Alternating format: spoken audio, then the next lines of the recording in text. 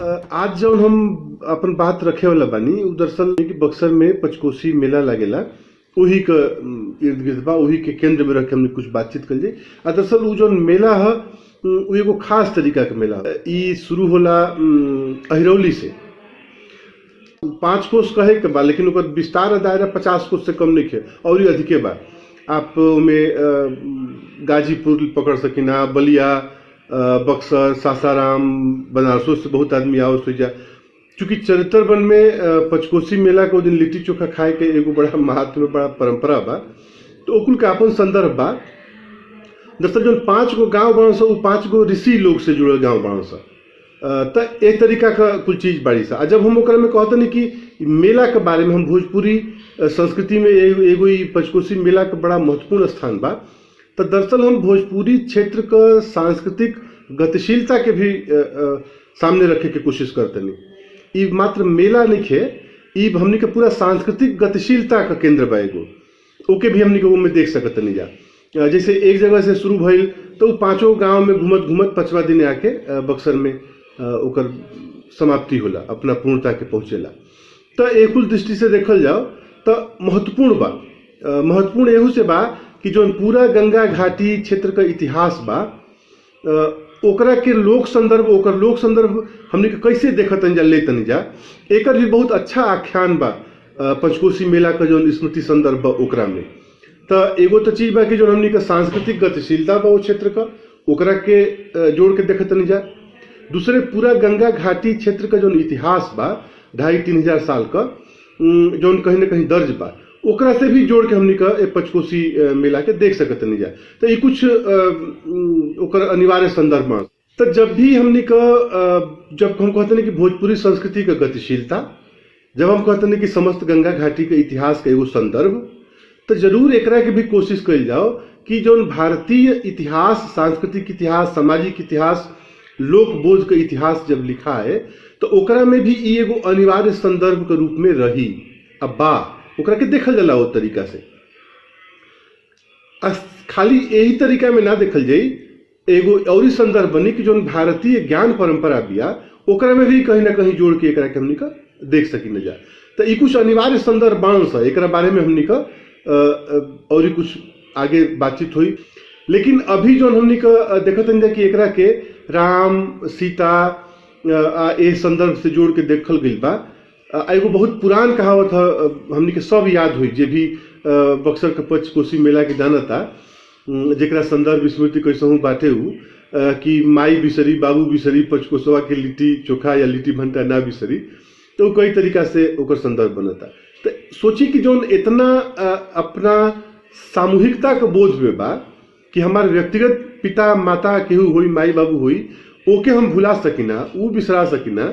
लेकिन जो लोक बोध बा, जो सामूहिकता बा, जो सहभोज बा, जा सब संगे संगे घूमेला, 5 जगह जाई आ संगे संगे खाई, सब कुछ सामान अपन लेके सब संगे ही जाई घूमी। ऐसा नहीं कि उजा जाके किने के बा। उजा भी बाजार लागेला, सब बहुत हल्का फुल्का छोटा बाजार लगेला। लेकिन अधिकांश कोशिश ये होला कि जेकरा खाए के बा, उजा रहे के बा, उ अपन सारा आवश्यकता का चीज लेके चली, घर ही से बांध के चलेला, मोटरी बना दी, संगे संगे चलत रही। तो इहो ओकर एगो बहुत महत्वपूर्ण चीज बा। उनमें कहीं ऐसा नहीं है कि बहुत ज्यादा बाजार के कोनो हस्तक्षेप बा आ सब ओकरा में जाके किनता मेला ठेला। ये वैसन मेला नहीं है। ये मेला एह तरीका के बा कि इतना दिन के बाद भी, इतना कोशिश के बाद भी सीधे सीधे बहुत बाजार का अस्तित्व नहीं बनत ओकरा में, बाजार का हस्तक्षेप नहीं बनत ओकरा में। तो एगो भी हम जब ये कहानी या कहावत सुनी ना कि माई बिसरी बाबू बिसरी पंचकोसवा की लिट्टी भंटा ना बिसरी, तो ये जरूर एगो संदर्भ बनला कि आखिर कौन जैसन चीज बा कि अपना माई बाबू के भुलाए कभी एक बेर उजा आशंका हो सकता, एक बेर एक तरीका के बात स्मृति में कहीं हो सकेला। लेकिन पंचकोस का लिट्टी भंटा ना बिसरी, ये इतना यकीन बा। तो ई दरअसल यकीन हमने के भोजपुरी संस्कृति का लोक बोध में बा, ओकर लोक अस्मिता में बा, ओकर जुड़ाव में बा, ओकर व्यापकता में बा, ओकर निरंतरता में बा, ओकर विस्तार में बा। तो ई एगो बहुत महत्वपूर्ण संदर्भ बा जो हमने का सामूहिकता का बोध बा। सब संगे संगे जाई, एक जगह बैठ के खाई। लिट्टी उट्टी केहू भी लगावत हुई तो अकेले ना हो, में 2-4-5 आदमी बैठल बा, लागता बातचीत होता, आहरा बुझाइल बा, चलता। तो एक तरीका का चीज बाण से जोना के हमने के ओके और खोले के और ओकरा पर बातचीत करे के जरूरत बा। दूसरा चीज ई बा कि जौन हमनी का महत्व बा ओकर उ एमे कोनो शक नहीं के कि ओकर धार्मिक बा, ओकर पौराणिक बा, ओकर सब चीज बा, लेकिन उ स्मृति आज तक उहे नहीं आई ना। हमने कहते नहीं कि बक्सर में लागेला, लेकिन कैसे बक्सर में लागेला? बक्सर में लागेला तो में बलिया के बहुत लोग आवत रहन, एमे गाजीपुर से बहुत लोग आवत रहन। लेकिन ई एगो जरूर चीज बा कि ओ दिने स्थानीय लोग जे बक्सर का शहर के निवासी बा, हो सकता कि उ तनी ओकरा से असंपृक्त रह जाए, चूंकि नजदीक के चीज बा तो बहुत इंटरेस्ट नहीं खे। लेकिन बहुत दूर दूर से हम कहते नहीं कि पचकोसी ओके ना कहल जाओ, 50 कोसी आ ओहू से अधिका ओकर विस्तार दायरा बा। तो जैसे भी लोग आवेला आ सब बैठ के उजा लिट्टी चोखा लगावल खाई ये अपन कुल होत रहता। विवेकी राय जी ओकरा बारे में बड़ा लिखले बानी अच्छा से। ओकर एगो उदाहरण बा, हम चाहत नहीं कि रुआ साहब सदमे के सामने पढ़ी। ऊपर हेमंत की रेशमी धूप, नीचे बक्सर के गंगा तटवर्ती किले के मैदान की कठोर कंकरीली जमीन, बगल में नहर, नहर पार वन, और इन पर उतर आया खूबसूरत मूर्खताओं का एक भरा पूरा संसार, यानी मेला। बीती सदियों के अतीत जीवियों का मेला। मेला में मेला 5 कोस की 5 दिवसीय परिक्रमा। क्या मात्र 5 गांव के इर्द गिर्द? नहीं, गांवों के बहाने भोजपुरी संस्कृति की परिक्रमा है। गांवों के बहाने यह भोजपुरी संस्कृति की परिक्रमा है। किस गांव में दही चूड़ा, किस गांव में दही का घोर घार, किस गांव में खिचड़ी, कहाँ उपसंहार की यह लिट्टी। एक सनातन स्वतः स्फूर्त कैलेंडर है। 22 दिन बाद मेले की फसल उमड़ आई है गोहरे उपले से बधी मटरियों में इस कहावत का मर्म कि माई बिसरी बाबू बिसरी पचकुसवा की लिट्टी बनता ना बिसरी। मेले में भारतीय संस्कृति लिट्टी उतर रही है, भारतीय संस्कृति लिट्टी पर उतर रही है। हर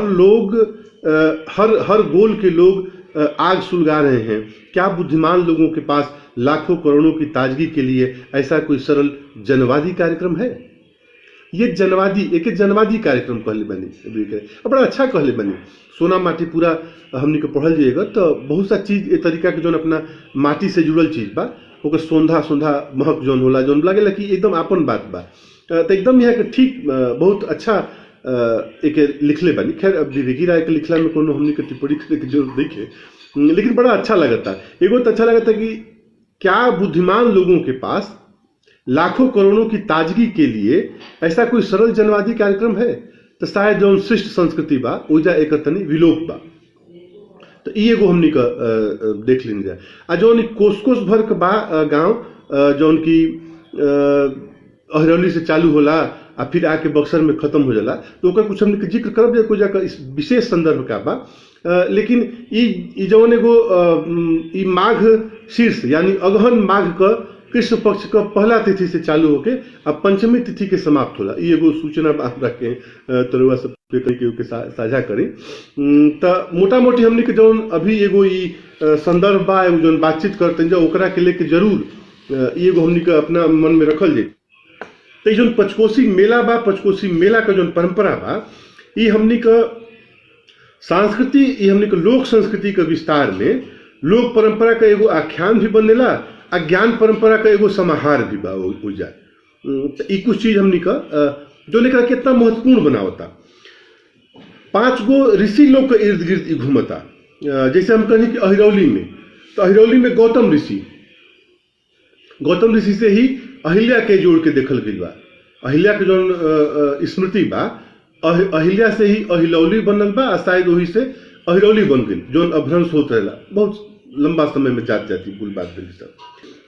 तो गौतम ऋषि पहला मतलब अहिरौली से जहां से शुरू होला, तो जब पुआ पकवान परे ही बनेला, जो हमने का कढ़ी कही न जा, तो उजा कढ़ी बड़ी परे उरे बने, पुआ पकवान भी बनी, चावल वावल बनेला, उस सब खाला।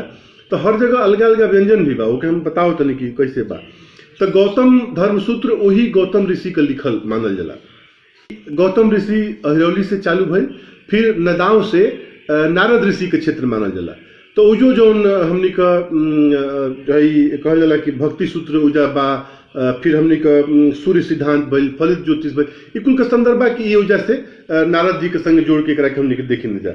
ओजा हमने का सतुई मुरई खाई न जा, एगो परंपरा में बा कि जहां जहां जाई तो ओजा का कुछ ना कुछ भोजन बा, कुछ ना कुछ चीज बा। फिर हमने का भार्गव ऋषि का आश्रम भभुअर में जाए जा तीसरा दिन है। तो भभुअर में जाए जा तो उजा माना जाला कि भार्गव ऋषि भृगु संहिता लिखल है उनका के कृषि वैज्ञानिक के रूप में भी देखल जाला। तो उजा हमने का चिवड़ा दही वगैरह एक टाइप के व्यंजन कुछ खाई न जा।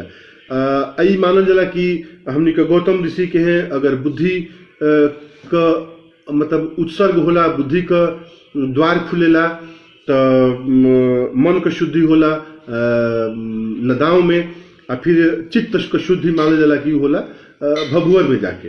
लेकिन फिर एक बाद हमने का उन्वाव आई न जा उजा नुआव उजा उदालक ऋषि का आश्रम बा, उदालक संहिता उनकर एगो रचना मानल जाले। तो एजा होला कि हमने का अहंकार से मुक्त करे न जाए कुल। तो ई कुल चीज बा जो कहीं ना कहीं कुछ चीज से जोड़ के देखल जाता। एक बाद हमने का सब केहू घूमत घामत आ जाला चरित्र वन में, जहाँ 5वां दिन लिट्टी चोखा खाई जाला। एजा मान जाला कि हमने का परमात्मा से भेंट होला। अंतिम जो हमने का पड़ाव बा उजा सीधे सीधे हमने का परमात्मा से जोड़ के देखी न जा अपना के। तो विश्वामित्र से बक्सर के जोड़ के देखी न जा। तो एक जो संदर्भ बांसो ओकर हम याद बस ऐसे दियावल चाहतनी कि ई काहे भइल, कब से चालू हो गई पंचकोशी परिक्रमा, एकर बहुत कोनो ठोस ठीक संदर्भ तो नहीं है हमरा याद, ना कहीं ओकर इतिहास भी ए तरीका से दर्ज बा। लेकिन ई मानल जाला कि जब से होता ई बहुत दिन से होता। मैंने राम जी जब मान्यता एकरा पीछे ई बाटे कि रामचंद्र जी अइलन तो एजा के लोग उनका स्वागत में जगह जगह लोग व्यंजन खियावल, अहिरौली में कुछ खियावल। इस सब जगह जौन बाड़ी सा ई कोस भर के दूरी पर बाड़ी सा, अहिरौली से नदाव जैसे भभुअर जैसे उन्नाव फिर बक्सर। तो ई कुल 5 कोस भर एजा कोस भर मैंने 5 कोस के भीतर कुल समेटा जी सा। तो एजा के लोग जब राम जी के स्वागत में विश्वामित्र मुनि के हैं अइलन तो राम जी के स्वागत में लोग जगह जगह तमाम तरह के व्यंजन लोग खियावल। तो उन्हीं के स्मृति में हमने के आजो ही खाई न जा। एगो कथा एगो परंपरा ई मानतिया कि राम जी जब ताड़का का वध कैलन तो उनका मन में स्त्री वध के एगो पश्चाताप भई। तो विश्वामित्र जी से पूछलन कि भाई एक प्रायश्चित कैसे हुई। तो कहलन कि ये अगल बगल जो ऋषि धाम बाणन सा उजा जाके घूमो, वो लोग से भेंट करो, ज्ञान प्राप्त करो, वो लोग से मिला जुला तो ई प्रायश्चित हो जाए। तो उजा से फिर वो राम जी घूमे चालू कैलन। गौतम ऋषि के हैं, फिर ओकरा बाद नारद जी के हैं, फिर ओकरा बाद भृगु ऋषि के हैं, फिर उदालक ऋषि के हैं, और बक्सर में तो विश्वामित्र जी थे ही। तो इकुल घूम घाम के इहो भइल।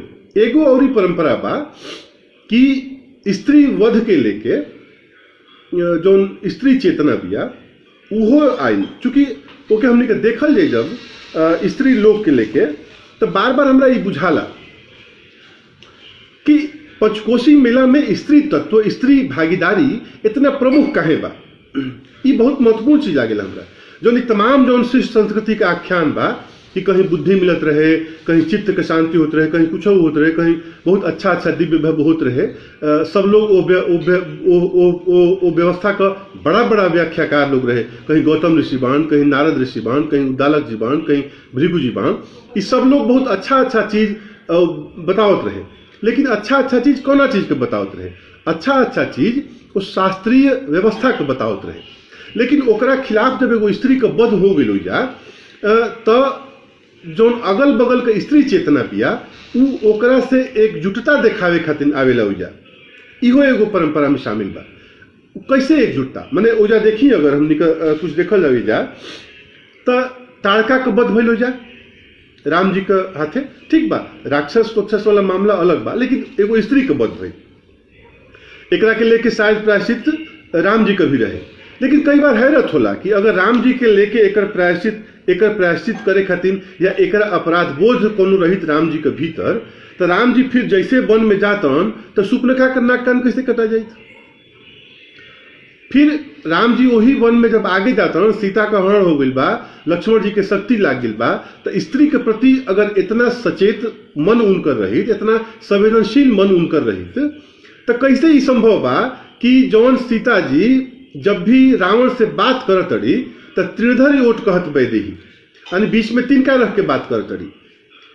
लेकिन वही सीता जी के बारे में राम जी कहत रहन कि नारी हानि विशेष क्षति नहीं, जो हम जनते हूँ बंधु बिछोहू पिता बचन बनते हूँ नहीं हो। अगर हमरा पता रहित कि भाई का वियोग एजा लिखल बा तो हम ना आती वन में। तो अगर स्त्री के प्रति संवेदना राम जी के मन में रहित, पश्चाताप भर रहित ताड़का के वध के बाद, तो ए तरीका का दृष्टांत से हमने को बच सकत नहीं जा, चाहे फिर ए तरीका का दुखांत ए नाटक में कहानी में ना मिलित हमने के। तो ए चीज में बहुत हमरा यकीन तो नहीं, लेकिन अब कथा बात तो हम लोग सबके बात करत नहीं कि इहो संदर्भ बा कि राम जी के मन में एकरा के लेके क्षोभ उत्पन्न भइल, प्रायश्चित के भावना आई कि गलती हो गई बा, पाप हो गई बा, अपराध हो गई बा, तो कही जाओ। अब यही के देखी कि बाद में वही अहिल्या के जब उगैलन तो उनका के अहिल्या के तार देलन भगवान जी, जाके पैर से छोलन आ स्त्री एगो तर गई। तो केहू पुरुष का भगवान का पैर से छुआ के स्त्री एगो तर गई, वो स्त्री का अपराध का रहे कि चंद्रमा जे एगो पुरुष बा ओकरा पति का रूप धारण करके आई आ ओकरा संगे सहवास कैलस, बलात्कार कैलस, जौन भी कैलस। तो एगो पति का अपराध का, एगो पुरुष का अपराध का सजा एगो स्त्री के मिलता, ओके पत्थर बना दिहल गई कि अगर ओकरा में पतिव्रता का तेज रहित तो काहे ना वो पहचान जाइत कि हमरा पति के वेश में चंद्रमा बा। तो एकुल तरीका का स्त्री बोध, जो स्त्री डिग्निटी बा, स्त्री का गरिमा बा, एकुल का बहुत सा चीज हमने का पंचकोशी मेला में देख सकी न जा। अनिवार्य रूप से एगो संदर्भ बनता कि वो पूरा मेला में रुआ देखब कबू जेकरा जाए के मौका मिली, बहुत आदमी गइल हुए न जा। तो ओजा हमेशा स्त्री उपस्थिति बहुत मजबूत बा। दुकान लगी तो अधिकांश स्त्री लोग लगाई, जे बेचे वाला बा अधिकांश स्त्री लोग बा। तो दुकान लगावे से आ कीने बेसाहे बेचे से लेकर के स्त्रीय तत्व का स्त्रीय भागीदारी ओजा ज्यादा बा। तो ऐसे हमरा ये बुझाला कि बक्सर के जौन क्षेत्र बा वो स्त्री चेतना खातिर, स्त्री प्रतिरोध खातिर एगो बहुत उपजाऊ जमीन रहल बिया शुरू से ही। कि सब लोग अपना के एकजुटता दिखावे खातिर जौन आस पास के स्त्री आबादी बा ओजा जुटेला आ ओजा रह के अपन व्यथा ओमे शामिल होला। तो ई एगो बहुत महत्वपूर्ण संदर्भ बा। एहू के देखी तनी कि जब हम ई सोचतनी कि जौन हमनी के 5 गो गांव बा वो 5 गो ऋषि लोग से जोड़ के बनल बा। तो जौन शिष्ट संस्कृति बिया, जौन शहरी संस्कृति बिया, जौन वेद पुराण से आवे वाली संस्कृति बिया, ई ऋषि लोग पर केंद्रित संस्कृति बिया। ए ऋषि लोग के लेके वो अपन इंटरटेन करत दिया। लेकिन जौन ओजा का लोक परंपरा बिया वो स्त्री तत्व के लेके ओजा परिक्रमा कर रहल बिया। यानी वो पूरा मेला में, पंचकोशी के पूरा परिक्रमा में महज 10% पुरुष लोग की भागीदारी होती हुई, महज 10%। हम शायद अधिक बताओ तनी। अब इन्हें लोग बाद में पिकनिक उकनिक टाइप मनावे में कुछ लोग ज्यादा तनी भागीदारी होके लागल। तो दरअसल हमने के जो भोजपुरी लोक संस्कृति बिया वो हमेशा अपना इतिहास से, अपना संस्कृति से, अपना स्मृति से, अपना परंपरा से, अपना अतीत से, अपना विरासत से एगो संपर्क बनावेले, ओकरा पर सवाल करेले तो बहुत सा चीज उनमें से निकल के आवेला। यही से भोजपुरी लोक संस्कृति अब तक जीवंत बनल बा कि हमेशा ही आधुनिक बोध के संग लैस होके कुछ सवाल लेके अपना संस्कृति के प्रति जाला, कुछ क्वेश्चनिंग लेके जाई, कुछ विचार लेके जाई, तो उन्हें से भी कुछ विचार लेके आई। तो ये जो संवाद बनल बा भोजपुरी लोक संस्कृति में पंचकोशी परिक्रमा के माध्यम से, वो अपना ज्ञान सृजन का जब स्रोत रहलन सा, बक्सर के इर्द गिर्द के गांव जौन बाड़न सा, वो 5 गो गांव के हमने के केंद्र में रख के देखी जाए तो गाँवे पहले ज्ञान सृजन का केंद्र रहलन सा। आ गाँव ही से जुड़ल ई संस्कृति बिया, गाँवे से जुड़ल ई परिक्रमा बा। तो इहो एगो बा कि वो ज्ञान सृजन के परंपरा से आज तक हमनी का जुड़ल बनी जा। हालांकि अब ज्ञान सृजन का केंद्र नहीं खन रह गई गाँव, लेकिन तब भी गांव से जोड़ के हमनी का अपना ज्ञान के अस्थायी बनावे की कोशिश करत रही। तो एकुल चीज से हमरा लागल है कि हमनी के पंचकोशी परिक्रमा के लेके, पंचकोशी मेला के लेके बहुत सा बात करे के चाहिए कि अभी हमनी का स्त्री तत्व, स्त्री चेतना एजा बनल बा, बाजार एजा उतना हावी निखे, ठीक बा, मेला ठेला लागेला, लेकिन सही मायने में जो कहल जाओ कि जौन बाजार कहीं बा जहाँ से लूट बा, जहाँ से वो तरीका का मार्केट नहीं के, बड़ा स्थानीय, बड़ा छोट जमीन से जुड़ल मार्केट बा। तो एकुल तरीका का कुछ स्मृति बाड़ी से जौन हमनी का आजो कहने जा कि लिट्टी भंटा बक्सर का ना बिसरी, माई बिसरी, तमाम तरह का चीज बा। तो आजो हमरा बुझाता है कि हमने की स्मृति में बक्सर का लिट्टी भंटा चोखा बहुत मशहूर बा, वो हमने की स्मृति में बा। तो मोटा मोटी इतना कुल बात रही हो जो हमरा से रल के सबसे साझा करब। तो बहुत बहुत धन्यवाद, बहुत बहुत आभार।